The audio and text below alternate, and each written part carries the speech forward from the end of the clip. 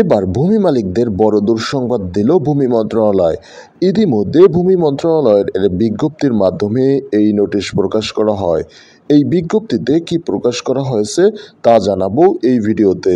বরাবরের মতো আমি রয়েছে তৌফিক আপনাদের সাথে। হ্যাঁ প্রিয় দর্শক, ইতিমধ্যে ভূমি উন্নয়ন কর পরিশোধের জন্য নোটিশ প্রকাশ করা হয়েছে। এই নোটিশ আগামী 30শে জুনের মধ্যে সকল বকেয়া ভূমি উন্নয়ন কর পরিশোধের নির্দেশ প্রদান করা হয়েছে।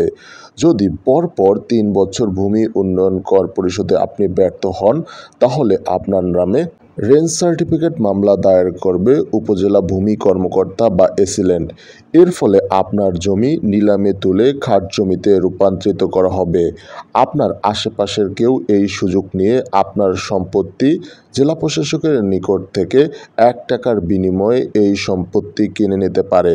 তাই দ্রুত আপনি ভূমি উন্নয়ন কর পরিশোধ করুন। ভূমি উন্নয়ন কর পরিশোধ করলে আপনার সম্পত্তিটি নিরাপত্তা এবং নিশ্চিত প্রদান করবে। আশা করি ভিডিওটি বুঝতে পারছেন।